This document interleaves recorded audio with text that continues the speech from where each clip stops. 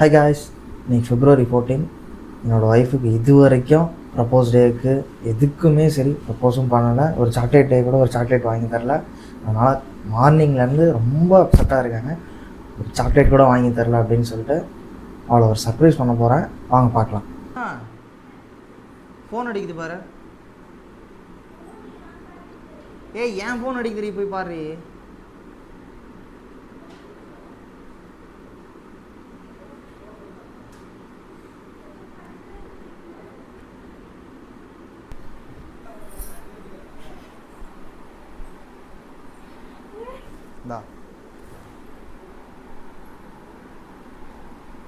Happy Valentine's day.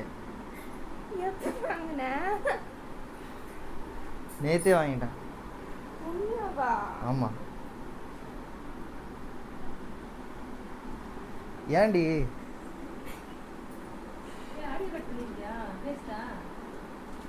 Love you. ஏன்டி அழுவுற?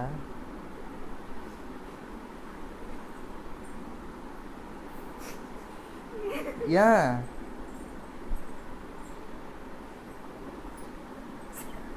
Love you மருனா.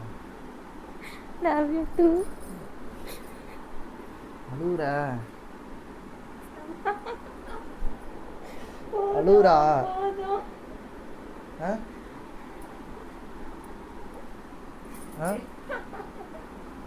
அழுவாத.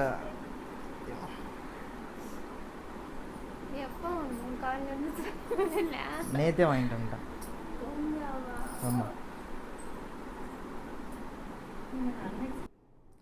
என்னால் முடிஞ்சது. எப்படி இருந்துச்சு எல்லாம்?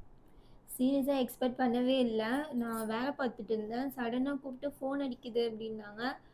என்னடா ஃபோன் அடிக்குது, நம்ம ஃபோன் நம்மக்கிட்ட தானே இருக்குது அப்படின்ட்டு பார்த்தா, ஏன் ஃபோன் அடிக்குது எடு அப்படின்னு சொல்லிட்டு உள்ளே வந்து பார்த்தா காலையிலேருந்து பயங்கர டென்ஷன். என்னடா ஒரு சாக்லேட் இல்லை, ஒன்றும் இல்லை அப்படின்னு சொல்லிட்டு ரொம்பவே கடுப்பாக இருந்தேன். அவ்வளோவா பேசிக்கவும் இல்லை, கோவமும் காட்டிட்டு இருந்தேன் சைடில். சரி அவ்வளோவா காட்டிக்க வேணாம் அப்படின்னு சொல்லிட்டு நான் விட்டுட்டேன்.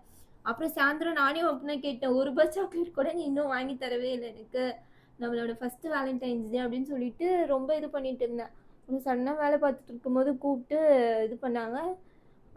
நான் ரொம்பவே சர்ப்ரைஸ் ஆகிட்டேன். இல்லை, ஏன்னா நான் லவ் பண்ணும்போது கூட நான் எதுவும் வாங்கி கொடுத்ததே இல்லை. அதனால தான் ரொம்ப அப்செட் ஆகிட்டாங்க. ஆமாம். அப்புறம் உள்ளே வந்து பார்த்தா பயங்கர சர்ப்ரைஸாக இருந்துச்சு. ரொம்பவே சீரியஸாக நான் ரொம்ப சந்தோஷமாயிட்டேன். ஹாப்பியாக இருந்துச்சு.